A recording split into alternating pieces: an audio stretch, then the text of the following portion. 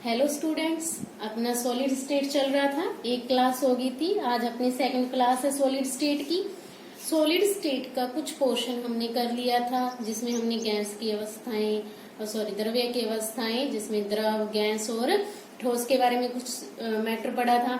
उसके अलावा हमने पढ़ा था ठोस की अभिलक्षण, यानी कि ठोस के सॉलिड के कैरेक्टरिस्टिक्स के बारे में पढ़ा था।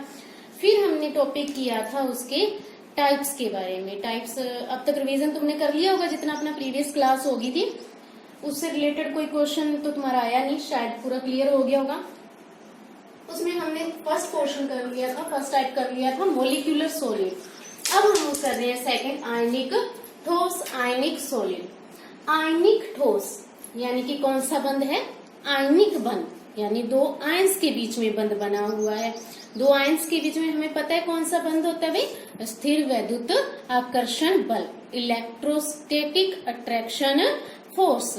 स्थिर वैद्युत आकर्षण बल यानी कि दो आवेश के बीच में, एक प्लस चार्ज और एक नेगेटिव चार्ज के बीच में। तो फर्स्ट पोर्शन हम जो इसका पॉइंट है आयनिक ठोस का, वो ये लिखेंगे कि इसमें अवयवी कणों के मध्य में कौन सा बंध होता है? आयनिक बंध। आयनिक बंध कह सकते हैं।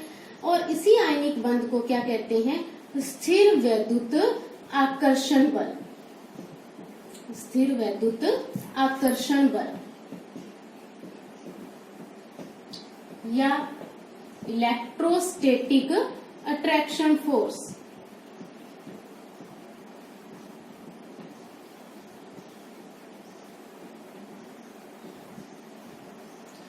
जो हमने पहले मोलिक्यूलर सॉलिड्स पढ़े थे, आणविक ठोस पढ़े थे, उनमें कौन सा बंध था भाई? उनमें था वान डेर वाल बंध। वान डेर वाल बंध एक कमजोर बंध होता है, इसलिए उसके गलनांक और क्वथनांक भी क्या थे? बहुत कम थे। लेकिन यहाँ पर कौन सा बंध है?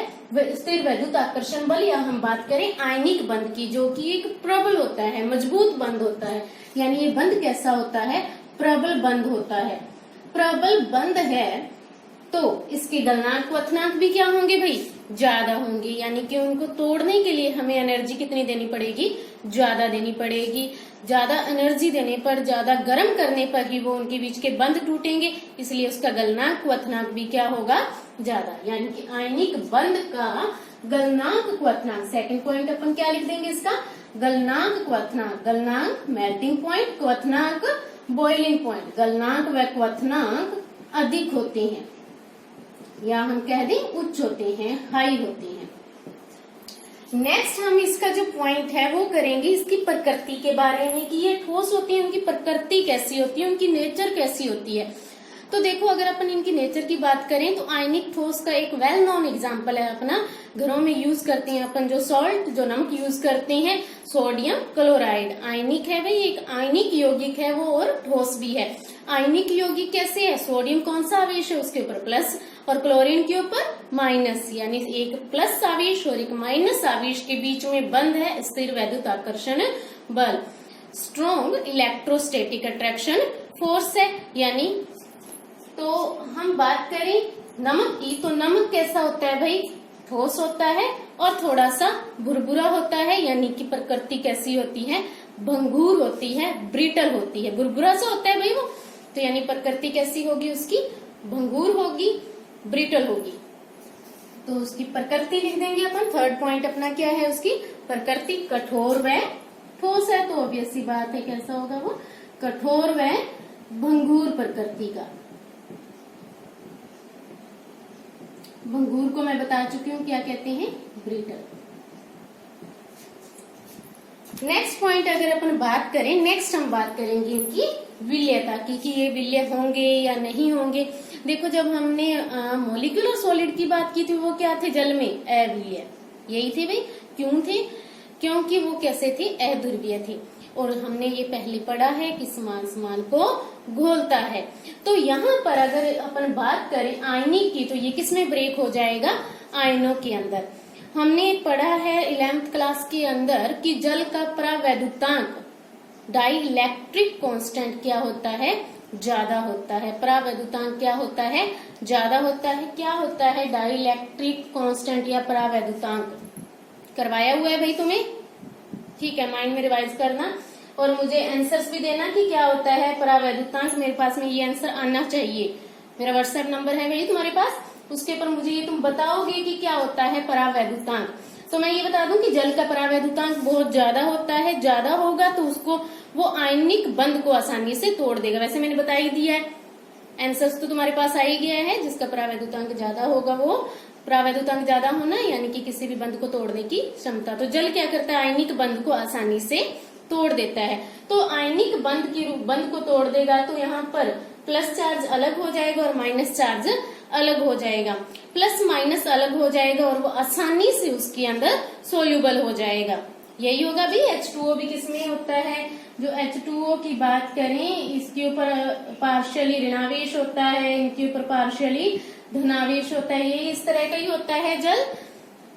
तो ये क्या करता है भाई, जो जल होता है उसका जो ये प्लस चार्ज होता है ये तो नेगेटिव की तरफ बॉन्ड बना लेता है और जो ये पार्शियली नेगेटिव चार्ज है ये पॉजिटिव आयंस को घेर लेता है। ये पार्शियल आवेश होते हैं। ठीक है भाई। तो परावैद्युतांक ज्यादा है तो ये जल में आयनिक है तो जल में आसानी से घुल जाएगा। यानी कि फोर्थ पॉइंट अपना ये जल में विलय होती है, जल में विलय, soluble in water. Next point हम लिखेंगे इनकी चालकता की बात करेंगे। जब हमने बात की थी मोलिक्यूलर सॉलिड्स की बात की थी तब हमने क्या देखा था भाई, उनकी चालकता। नॉर्मली वो कैसे थे, कुचालक थे। सामान्यतः वो कैसे थे, कुचालक थे, नॉन कंडक्टर थे। उसका रीजन क्या था, ना उनके पास में फ्री इलेक्ट्रॉन्स थे, ना उनके पास में फ्री आयंस थे मूव करने के लिए। लेकिन यहाँ पर हम बात करें आयनिक ठोस की, तो आयनिक ठोस अगर ठोस अवस्था में है तो ये कुचालक होंगे। ठोस अवस्था में क्या होंगे भाई, कुचालक होंगे, क्योंकि ठोस के अंदर इसके आयंस टूटे हुए नहीं है, वो आपस में जुड़े हुए मूव नहीं कर रहे हैं वो। ठीक है, हमें मूव करना जरूरी है। अगर हमने इलेक्ट्रिसिटी का फ्लो करना है तो हमें उन्हें मूव करना पड़ेगा। तो मूव करने के लिए हमें क्या करना पड़ेगा भाई, आयंस को या तो हमें उस ठोस को गलाना पड़ेगा या फिर हमें उसका विलयन बनाना पड़ेगा। यानी कि जब ये ठोस है तब तो ये क्या है, कुचालक है, नॉन कंडक्टर है। लेकिन जैसे ये गलित अवस्था में आते हैं या अपन बात करें जलीय अवस्था में आते हैं तो ये क्या हो जाते हैं, सुचालक। तो नेक्स्ट इनकी चालकता का पॉइंट लिखेंगे अपन, फिफ्थ पॉइंट अपन लिखेंगे कि ये सुचालक होते हैं। कौन सी कंडीशन के अंदर, गलित व जलीय अवस्था में ये क्या होते हैं, मेल्टिंग एंड जलीय को अपन कहते हैं हाइड्रिक या एक्वेटिक पोजीशन के स्टेट के अंदर ये क्या होते हैं भाई, सुचालक, कंडक्टर होते हैं। क्या होते हैं, सुचालक होते हैं, कंडक्टर होते हैं। नेक्स्ट पॉइंट अपन लिखेंगे, नेक्स्ट पॉइंट चालक का हो गया भाई। और गैसीय अवस्था में भी अगर इसकी ठोस अवस्था में ये क्या होंगे, कुचालक होंगे, ये हम कर चुके हैं। अब नेक्स्ट पॉइंट है इसका कि इनकी ज्यामिति या इनकी आकृति। तो ये क्या करते हैं, क्रिस्टल जालक का निर्माण करते हैं। क्रिस्टल जालक आगे अपना आएगा, वैसे यूनिट सेल आएगा जिसको अपन कह देते हैं यूनिट सेल को इकाई कोष्टिका, और क्रिस्टल जालक क्रिस्टल लैटिस जिसको कहते हैं। मैं थोड़ा सा इसको डिफाइन करती हूँ क्योंकि अपने पॉइंट में आया तो मैं इसको डिफाइन थोड़ा सा करती हूँ, बाकी अगले अपने टॉपिक में आएगा। क्रिस्टल जालक क्या होता है भाई, एक जाल होता है, समान प्रकार की यूनिट सेल का जाल होता है। तो हमें जालक को समझने से पहले क्या जानना जरूरी है, उसके यूनिट सेल को। यूनिट सेल क्या होता है, जैसे अपन नॉर्मल एग्जांपल ले रहे हैं, जैसे कि अपन ने एक रूम ले लिया, रूम को हमने बिल्कुल बीच में से करके, दोनों हिस्से बराबर करके हमने बिल्कुल बीच में से काट दिया, तो जो उसका एक हिस्सा है, क्यूब का एक हिस्सा है, वो दूसरे वाले हिस्से को रिप्रेजेंट करेगा, पूरे रूम को रिप्रेजेंट करेगा।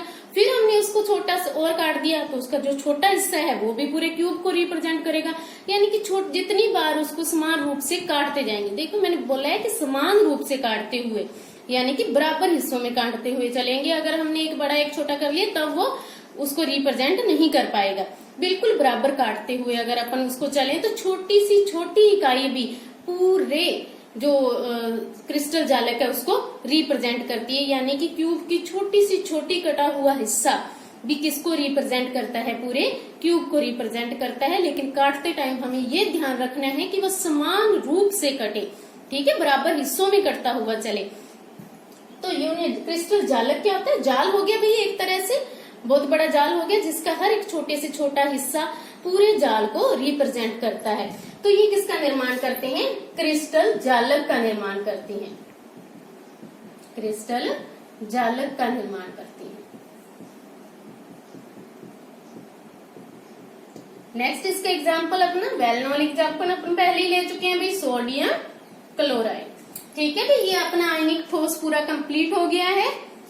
एक बार इसके ऊपर नजर डाल लीजिए। नेक्स्ट अपन लिखेंगे धात्विक ठोस। नेक्स्ट अपना है धात्विक ठोस।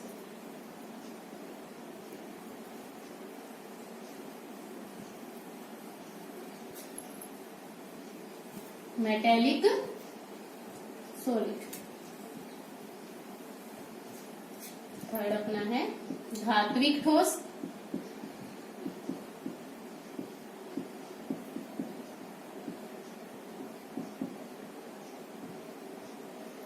Metallic solid. धात्विक ठोस की अगर अपन बात करें तो धात्विक ठोस क्या होता है? जो धातुओं में पाया जाता है, यानी जिसमें कौन सा बंध होता है? धात्विक बंध। धात्विक बंध किसमें होता है भाई? धातुओं में होता है। यानी कि किसको रिप्रेजेंट करते हैं धात्विक ठोस? धातुओं को। सिंपल एग्जांपल्स अपन ले सकते हैं आयरन का, लोहे का, और इसके अलावा गोल्ड ले लेते हैं, और हम सिल्वर ले लेते हैं, इसके अलावा कोई भी कॉपर, ठीक है, मरकरी, कुछ भी। तो वो जो भी धातु है वो क्या है? धात्विक ठोस है। तो धात्विक ठोस किस क्या है? फर्स्ट पॉइंट अपना किसमें हो जाएगा भी? धातुओं से। किसमें पाया जाता है? धातुओं में पाया जाता है। नेक्स्ट अगर अपन इसकी बात करें कि इसमें चालकता की बात करें, अगर हम इसके चालकता की बात करें कि ये चालक होते हैं या कुचालक या सुचालक क्या होते हैं, तो हमें पता है कि कोई भी धातु वह नॉर्मली क्या होती है? सुचालक होती है, यानी कि कंडक्टर होती है, उसमें इलेक्ट्रिसिटी का फ्लो होता है। ये हमने कॉमनली देखा है, लोहा वगैरह है तो उसमें इलेक्ट्रिसिटी का फ्लो होता है। जिसका रीजन क्या है? रीजन ये है भाई, हमने देखा है कि पहले भी अभी अपन काफी बार रिपीट कर चुके हैं इस बात को कि जो इलेक्ट्रिसिटी का फ्लो होता है उसके लिए 2 पॉइंट्स अपन को चाहिए, 2 कंडीशंस चाहिए, या तो फ्री इलेक्ट्रॉन्स हो या फिर अपने पास में फ्री आयंस हो। और धातुओं का मेन कैरेक्टरिस्टिक क्या है? धातुओं को जब हम रिप्रेजेंट करते हैं, डिफाइन करते हैं, तब भी हम यही कहते हैं कि धातुएं वो हैं जो अपना इलेक्ट्रॉन आसानी से दे देती है, और अधातुएं वो हैं जो इलेक्ट्रॉन को आसानी से ग्रहण कर लेती है। यही है भैया, अपन यही डेफिनेशन देते हैं, छोटी क्लासेस में भी करते आए हैं अपन। धातु क्या है? जो अपना इलेक्ट्रॉन आसानी से दे देती है। यानी कि जब अपन ने एग्जाम्पल के तौर पर एक बार तुम्हें बताती हूँ, जैसे हमने एक लोहे की ले ली, चादर ले ली लोहे की, या लोहे की कोई भी तुम ले लो भाई, जैसे कि कोई भी औजार ले सकते हैं अपन, है ना। तो जो लोहे का अपने पास में मैटर है उसके अंदर हर एक Fe परमाणु, Fe आयरन लोहा होता है, हर एक Fe परमाणु अपने इलेक्ट्रॉन छोड़ेगा। वो धातु के ऊपर डिपेंड करता है। कोई धातु जितनी उसकी संयोजकता होगी उतनी ऑक्सीकरणांक होगा, उतने ही वो इलेक्ट्रॉन्स छोड़ेगा। कोई 1 छोड़ेगा, कोई 2 छोड़ेगा, यानी कम से कम 1 तो वो इलेक्ट्रॉन छोड़ता ही छोड़ता है धातु। तो 1 या उससे ज्यादा इलेक्ट्रॉन वो क्या करता है? जैसे मान लो ये इतनी बड़ी अपने पास में लोहे की चादर है, तो इसमें काफी सारे Fe है भाई, हमें भी पता है इसमें काफी सारे Fe है। तो मान लो एक Fe कितने इलेक्ट्रॉन? हमें पता है कि इसकी ऑक्सीकरण अवस्था सामान्य होता है +2 या +3 होती है। ये डी ब्लॉक का है तो इसकी सामान्य ऑक्सीकरण अवस्था +2, तो हम इसको +2 मानकर चलते हैं। तो ये 2 इलेक्ट्रॉन छोड़ता है, 2 इसने छोड़ दिए, 2 इसने छोड़ दिए, 2 इसने छोड़ दिए, ठीक है भाई, ऐसे हो जाएगा। हर एक जो धातु परमाणु है वो अपने 2-2 इलेक्ट्रॉन छोड़ता हुआ चलेगा। तो इस तरह जो ये धातु की चादर थी, ये पूरी की पूरी देखा जाए तो ऐसे लग रहा है कि चारों तरफ इलेक्ट्रॉन्स फैले हुए हैं और बीच बीच में धातु परमाणु है। कौन से आवेश के साथ? प्लस आवेश के साथ। +2 आवेश आएगा, मैं सिर्फ प्लस लगा रही हूँ, ठीक है, केटाइन को रिप्रेजेंट करने के लिए। हमें पता है कि इसने 2 इलेक्ट्रॉन छोड़े तो +2 आवेश आएगा। तो ये कौन से आवेश के साथ में है? Fe के ऊपर प्लस आवेश है, यानी कि धनायन है जो कि इलेक्ट्रॉनों के समुद्र के अंदर डूबे हुए हैं। ये भाई इन्होंने अपने अपने इलेक्ट्रॉन्स छोड़ रखे हैं, चारों तरफ इनको इलेक्ट्रॉन्स ने घेर रखा है धातु परमाणुओं को। तो जैसे ही इसमें अपन इलेक्ट्रिसिटी का फ्लो करते हैं तो ये इलेक्ट्रॉन्स क्या करते हैं भाई, लो पोटेंशियल से हाई पोटेंशियल की तरफ, निम्न विभव से उच्च विभव की तरफ गति करने लग जाते हैं। यही होता है, अभी घनायन है इसके अंदर, तो निम्न विभव से उच्च विभव की तरफ गति करने लग जाते हैं, जिससे कि इलेक्ट्रिसिटी का फ्लो होता है, करंट का, या अपन कहते हैं विद्युत का प्रवाह होता है। ठीक है भाई, समझ में आ गई ये बात कि हर एक धातु परमाणु अपने इलेक्ट्रॉन्स छोड़ता है। ये इलेक्ट्रॉन फ्री इलेक्ट्रॉन्स हो गए एक तरह से इलेक्ट्रिसिटी के फ्लो के लिए। चलो, तो इसमें लिखते हैं कि ये क्या होते हैं, सुचालक होते हैं, क्योंकि इसमें क्या होता है भाई, free electrons, due to free electrons. चलो नेक्स्ट अपन लिखते हैं इसमें धातुओं के बारे में। ये हो ही गया भाई। नेक्स्ट इसकी प्रकृति की बात करेंगे, धातुओं धात्विक ठोस की प्रकृति की बात करेंगे। प्रकृति की बात करें तो ये ठोस तो होती है, इसके अलावा अगर अपन इसमें मेन बात करें तो अज्ञात वर्धनीय और तन्य होती है। अज्ञात वर्धनीय क्या होता है भाई, अज्ञात वर्धनीय मैलिएबल एंड तन्य डक्टाइल।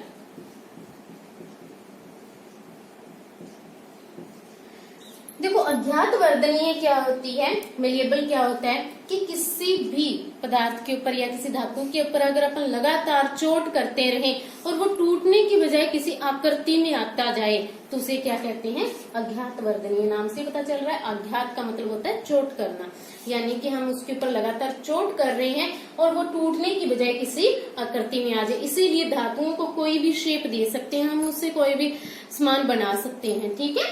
तन्य डक्टाइल, तन्य क्या होता है कि उसको कितना भी खींच लें वो टूटने की बजाय उतना ही मजबूत रहे, उसकी पतली से पतली तार भी बनाई जा सके। तो धातुओं की पतली से पतली तारें बनाते हैं, भी देखी हुई है अपनी धातुओं की तारें। ठीक है, तो ये होती है धातुएं जो होती है वो कैसे होती है, अज्ञात वर्धनीय होते हैं और तन्य होते हैं। चलो भी इसकी एग्जाम्पल्स की बात कर लेते हैं। धातुएं ले लो, जैसे कि अपन ने एग्जाम्पल्स इसमें ले लेते हैं, कोई भी धातु ले लो भाई, आयरन ले लिया, ऑरम ले लिया, कॉपर ले लिया, एटसेट्रा, सारी धातुएं है ना। धात्विक ठोस कौन सी है, सारी धातुएं। चलो इसके ऊपर थोड़ी सी नजर डाल लो। नेक्स्ट अपन करेंगे सहसंयोजक ठोस, कोवैलेंट सॉलिड, जिनको अपन कहते हैं नेटवर्क ठोस। इसके ऊपर थोड़ी सी नजर डाल लो।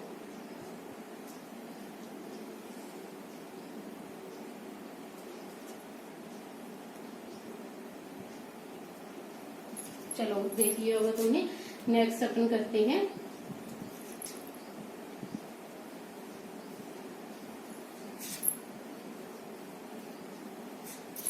फोर्थ है अपना सहसंयोजक ठोस या कोवैलेंट सॉलिड। नाम से पता चल रहा है भाई इसमें कौन सा बॉन्ड होगा, सहसंयोजक बंध होगा, कोवैलेंट बॉन्ड प्रेजेंट होगा। इसे ही हम क्या कहते हैं, नेटवर्क ठोस, नेटवर्क सॉलिड। ये कुछ नाम है इनके जिनका हमें पता होना चाहिए भी, नेटवर्क सॉलिड।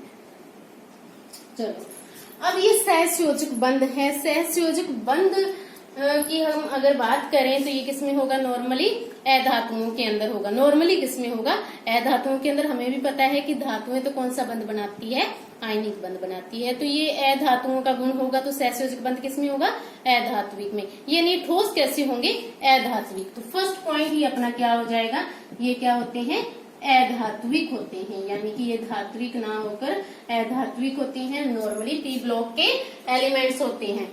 उसके बाद में हम इसकी बात करेंगे कि ये जो ठोस होते हैं, ये जो सहसंयोजक ठोस होते हैं, ये हमेशा बड़े अणु ही बनाते हैं, विशाल अणु बनाते हैं, मैक्रोमोलिक्यूल्स बनाते हैं, कभी भी छोटे या सरल अणु नहीं बनाते। यानी कि इसमें सहसंयोजक बंध से जुड़कर ये आगे से आगे बड़े बड़े अणु बनते हैं, इनके छोटे अणु नहीं बनते। यानी कि इन्हें हम नग्न आंखों से नॉर्मली हम इनको नग्न आंखों से देख सकते हैं। तो इसमें हम अगर बात करें सेकंड पॉइंट की, तो ये क्या बनाते हैं, विशाल अणु बनाते हैं, मैक्रो मोलिक्यूल्स बनाते हैं। ये सरल अणु या मतलब हम कह दें कि छोटे अणु नहीं बनाते, ये बड़े विशाल अणु यानी मैक्रोमोलिक्यूल्स क्रिस्टल फॉर्म में ही होते हैं, ये तो क्रिस्टल्स बनाते हैं। ठीक है भाई, छोटे अणु या सरल अणु इनमें नहीं बनते हैं। इसके अलावा इनकी बात करें तो इसमें बॉन्ड कैसा होता है, सहसंयोजक बॉन्ड होता है जो कि स्ट्रॉन्ग बॉन्ड होता है, इसलिए इनकी ज्यामिति कैसी होती है, निश्चित ज्यामिति होती है। कौन सा बॉन्ड होता है, स्ट्रॉन्ग बॉन्ड होता है, सहसंयोजक एक स्ट्रॉन्ग बॉन्ड है, स्ट्रॉन्ग बॉन्ड होता है, इसलिए इसकी ज्यामिति कैसी होती है, निश्चित होती है, यानी हमें इसकी आकृति जो मिलेगी वो कैसी होगी, निश्चित होगी, यानी कि अरेंजमेंट जो है मॉलिक्यूल्स का वो क्या होगा, फिक्स होगा। ठीक है भी, 3D अरेंजमेंट फिक्स होगा इसका। नेक्स्ट पॉइंट अगर अपन इसमें बात करें तो ये क्या होते हैं, कठोर और भंगुर प्रकृति की होती हैं। पता ही है हमें भी, ये भी ठोस है तो ये कैसा होगा भी, कठोर होगा और भंगुर प्रकृति का होगा, ब्रिटल। भंगुर का मतलब बताइए भी, बुरबुरा होगा। नेक्स्ट पॉइंट इसका अगर अपन बात करें इसके गलनांक और क्वथनांक की, तो भाई स्ट्रॉन्ग बॉन्ड है तो गलनांक भी कैसा होगा, हाई होगा। गलनांक कैसा होगा भाई, उच्च होगा। और हो सकता है कि ये गलने से पहले ही, इसका मेल्टिंग पॉइंट आने से पहले ही ये विघटित हो जाए, डिकम्पोज हो जाए, टूट जाए। नेक्स्ट पॉइंट की अगर अपन बात करें इसमें, ये हो गया भाई कठोर होते हैं, भंगुर होते हैं। इसके अलावा ये कैसे होते हैं, नॉर्मली ये कैसे होते हैं, कुचालक होते हैं, ना तो फ्री इलेक्ट्रॉन्स होते हैं मूव करने के लिए, ना ही फ्री आयंस होते हैं। सहसंयोजक बंध की अगर अपन बात करें तो एग्जांपल के लिए हम ले सकते हैं इसमें हीरा, ग्रेफाइट, ये क्या है, सहसंयोजक ठोस है। लेकिन ग्रेफाइट, हीरा तो हमें पता है कि कुचालक होता है, लेकिन जो ग्रेफाइट है वो सुचालक होता है, वो एक एक्सेप्शन है इसमें। क्यों होता है अभी सुचालक, क्योंकि ग्रेफाइट जो है उसके अंदर लेयर्स होती हैं, वो लेयर्स एक दूसरे के ऊपर स्लिप करती रहती है, अब उन लेयर्स के थ्रू इलेक्ट्रिसिटी का फ्लो होता है। तो इसके एग्जांपल्स की बात कर लेते हैं अपन, हीरा, ग्रेफाइट। ग्रेफाइट हमने बता दिया भी सुचालक होता है, इसका रीजन भी हमने बता दिया है, हीरा, ग्रेफाइट। इसके अलावा और एग्जांपल्स की अगर अपन बात करें तो इसमें अपन ले सकते हैं सिलिकॉन कार्बाइड, सिलिका भी ले सकते हैं, सिलिका SiO2 कार्बाइड, सिलिका भी SiO2 है ना, ये इस तरह के जो भी सहसंयोजक बंध हैं जिनमें भी ये हो गया भी, एक नजर डाल लो। इसके बाद में अपन आगे स्टार्ट करते हैं।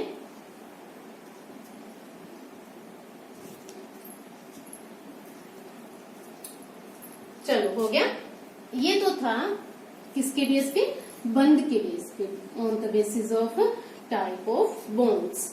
उसके बेस पे अपन ने ठोसों का क्लासिफिकेशन किया था, सॉलिड्स का क्लासिफिकेशन किया था।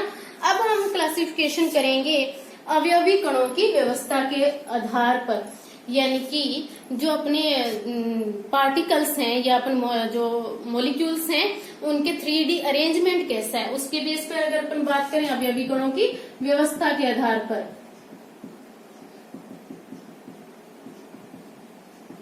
तो 2 टाइप के हो जाएंगे भाई, एक हो जाएगा अपना क्रिस्टलीय ठोस,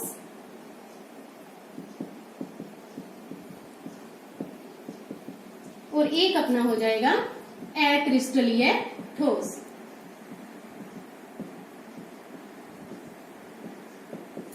क्रिस्टलीय ठोस को हम कहते हैं क्रिस्टेलाइन सॉलिड, और अक्रिस्टलीय ठोस तो अमोर्फस सॉलिड, अमोर्फस सॉलिड। चलो इन दोनों की बात करते हैं। पहले क्रिस्टलीय और अक्रिस्टलीय की अगर अपन बात करें तो जो क्रिस्टलीय ठोस होते हैं, जो क्रिस्टलाइन सॉलिड्स होते हैं, उनकी एक रेगुलर ज्यामिति होती है, यानी कि एक निश्चित ज्यामिति होती है। जो अणु लगे होते हैं वो एक निश्चित ज्यामिति में लगे होते हैं। जबकि अपन अक्रिस्टलीय ठोस की बात करें, अमोर्फस सॉलिड्स की बात करें, तो इनमें जो ज्यामिति होती है वो कैसी होती है, इरेगुलर होती है, अनिश्चित ज्यामिति होती है। ज्योमेट्री कैसी होती है इसमें, इरेगुलर और इसमें रेगुलर। रेगुलर और इरेगुलर का मीन्स क्या है कि जैसे इसमें अपन बात करें इसमें अगर अपन एग्जांपल ले लें NaCl का, NaCl हमने अभी पढ़ा था भाई कैसा है, क्रिस्टलीय जालक का निर्माण करते हैं, यानी वो कैसा सॉलिड है, क्रिस्टलीय ठोस है।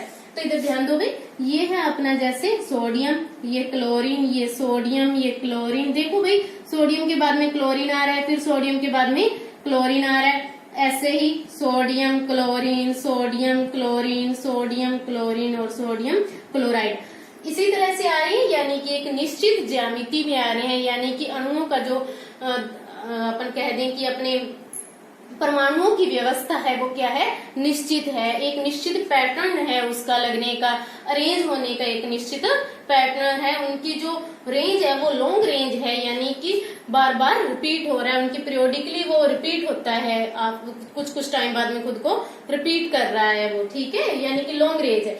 इसमें क्या होता है भाई, इनकी जो पैटर्न होता है वो कोई व्यवस्थित नहीं होता, कैसे भी हो सकता है, ठीक है, कैसे भी अपन इसको लगा सकते हैं, ठीक है, कोई वो एक निश्चित पैटर्न नहीं है इनके लगने का। तो फर्स्ट पॉइंट इनका क्या आ जाएगा, इसकी ज्यामिति कैसी होती है, रेगुलर ज्यामिति, रेगुलर ज्योमेट्री, रेगुलर ज्यामिति, निश्चित ज्यामिति। ये कैसे होते हैं भाई, इर्रेगुलर ज्योमेट्री, अनिश्चित ज्यामिति, ये हम कर चुके हैं भाई, समझ में आ गया। नेक्स्ट है अपना, इनकी ये कैसे होती है भाई, लॉन्ग रेंज, दीर्घप्रासी, दीर्घप्रासी, लॉन्ग रेंज, लॉन्ग रेंज अभी मैंने बता दिया भाई क्या होता है लॉन्ग रेंज। लॉन्ग रेंज का मतलब है कि ये जो अणु है ये आपस में एक दूसरे को रिपीट करने के, यानी पीरियोडिकली एक दूसरे को जो आता है इनका, तो तुरंत लंबे टाइम तक चलता रहता है, यानी कि इसकी आवर्तिता जो है, पुनरावृत्ति जो है वो ज्यादा लंबी होती है, निश्चित पैटर्न इनका लंबे टाइम तक चलता रहता है, इसमें वो नहीं होता, यानी कि ये कैसे होते हैं, लघुप्रासी, लघुप्रासी, शॉर्ट रेंज। भाई ये लॉन्ग रेंज और शॉर्ट रेंज समझ में आ गया होगा, अगर नहीं आया तो मेरे से इससे रिलेटेड पूछ सकते हो, ठीक है भाई, या तो वीडियो के नीचे कमेंट करके पूछ सकते हो, या फिर मेरा नंबर है उसमें तुम पूछ सकते हो दोबारा से। बाकी मैं इसको रिपीट कर चुकी हूँ 2 बार, लेकिन अगर नहीं आया तो कोई बात नहीं, मैं फिर से इसे करवा दूंगी। नेक्स्ट है, इसकी आकृति कैसी होगी भैया, जब रेगुलर है तो आकृति भी कैसी होगी, नियमित, निश्चित आकृति होगी भाई, और इसकी कैसी होगी, अनियमित।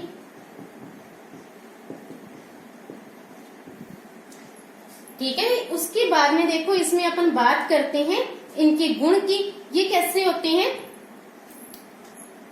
असंपीडीय, नॉन कंप्रेसिबल, असंपीडीय या नॉन कंप्रेसिबल का मीन्स कंप्रेस करना, दबाना, यानी कि दबाने पर, कंप्रेस करने पर उसके वॉल्यूम में चेंज आ जाना क्या कहलाता है, संपीड्यता, कंप्रेसिबिलिटी।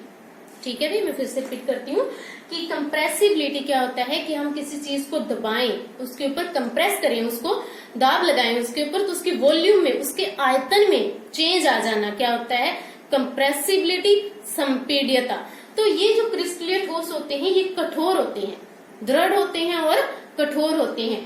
कठोर होने के कारण ये क्या हो जाएंगे, रिजिड होते हैं, कठोर होते हैं, इसलिए ये क्या हो जाएंगे, नॉन कंप्रेसिबल होंगे, असंपीड्य होंगे, यानी कि इनको अगर अपन कंप्रेस करेंगे तो इनके आयतन में कोई फर्क नहीं आएगा। तो ये कैसे होते हैं, असंपीड्य,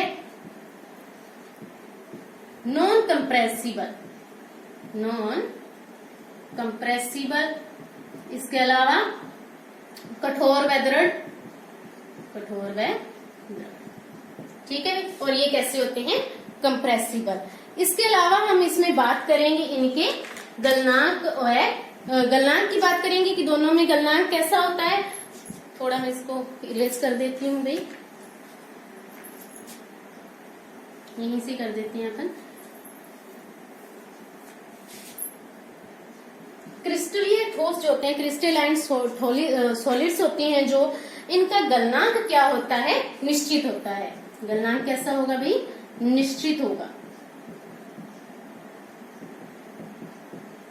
और इसका गलनांक क्या होगा, अनिश्चित होगा।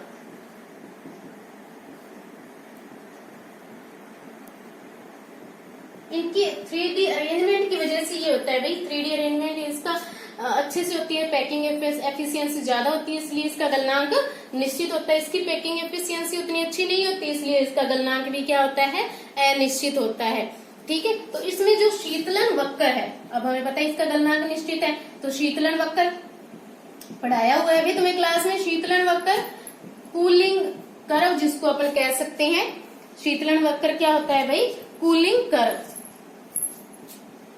Cooling curve. तो इसमें शीतलन वक्र की बात करें वो कैसा होगा भाई, असतत। ठीक है, नॉन कंटिन्यूअस। ठीक है भाई, नॉन कंटिन्यूअस होगा यानी कंटिन्यूअसली नहीं चलेगा। जैसे हम बात करें, ये अपना टेम्परेचर हो गया और ये टाइम, जैसे मान लो पहले इतना था, फिर डिक्रीज हुआ, फिर यूं चला और फिर यूं आ गया। ये क्या होगा अपना, इसका शीतलन वक्र से सतत नहीं है भाई, पहले कंटिन्यूअसली डिक्रीज हुआ, फिर एक जैसा रहा और फिर कंटिन्यूअसली डिक्रीज हुआ। तो यहाँ पर अगर अपन बात करें तो इसका शीतलन वक्र कैसा होगा भाई, क्या होगा भाई, अनिश्चित है, तो कैसा होगा, सतत होगा। जैसे अपन बात करें, यहाँ पे टेम्परेचर ले लिया अपन ने और यहाँ पर टाइम ले लिया, कि टाइम के साथ में कंटिन्यूअसली डिक्रीज होता हुआ चलेगा। ठीक है भाई, सतत है ये। ठीक है, चलो आगे अपन बात करते हैं इसके सॉलिड्स के टाइप की। ये कैसे होते हैं भाई, ये समझ में आ गया होगा भाई, सतत है, सतत। जो ये सॉलिड्स होते हैं ये ट्रू सॉलिड्स कहलाते हैं। क्रिस्टलाइन सॉलिड कैसे कहलाते हैं, ट्रू सॉलिड, वास्तविक ठोस, क्योंकि ये कंप्रेस नहीं होते, इसके अलावा जैसे हैं वैसे के वैसे ही रहते हैं। जबकि ये क्या कहलाते हैं, स्यूडो सॉलिड्स, स्यूडो सॉलिड्स, आभासी ठोस, आभासी ठोस। क्यों कहलाते हैं, क्योंकि भाई जो क्रिस्टलीय ठोस होते हैं उनमें बहने का गुण होता है, जैसे जैसे उनको टेम्परेचर मिलता जाएगा वो बहने लग जाएंगे। जैसे अपन बात करें, कांच की बात करें, तो कांच जैसे पुरानी हवेलियां वगैरह हो, उनमें अगर कांच लगा हुआ है या पुराने मकान हो, उनमें जो कांच लगा होता है वो ऊपर से पतला होता है उनकी खिड़कियों में और नीचे से मोटा हो जाता है। कारण क्या है कि कांच एक क्रिस्टलीय ठोस है, हालांकि वो एकदम से नहीं बहता, लेकिन धीरे धीरे यानी कि बहुत स्लो मोशन में बहता है वो। ठीक है, जैसे जैसे गर्म होता रहेगा वो बहता रहेगा, ऊपर से गर्म होकर बहकर नीचे इकट्ठा हो जाएगा, इसलिए वो नीचे से तो मोटा हो जाएगा और ऊपर से पतला रह जाएगा, उसकी आकृति निश्चित नहीं रह पाएगी। इसीलिए उसे क्या कहते हैं, आभासी ठोस कहते हैं, क्योंकि उसकी आकृति में परिवर्तन होता रहता है।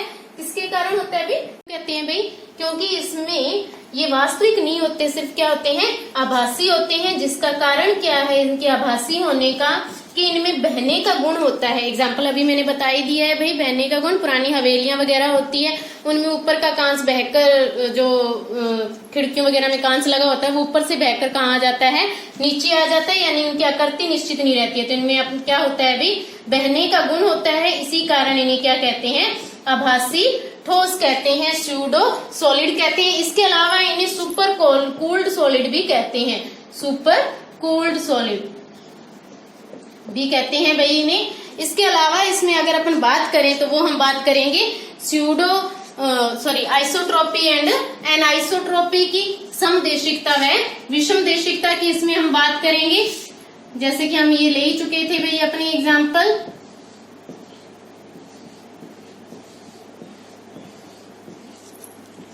ये अपना कैसे भी हो सकता है भाई,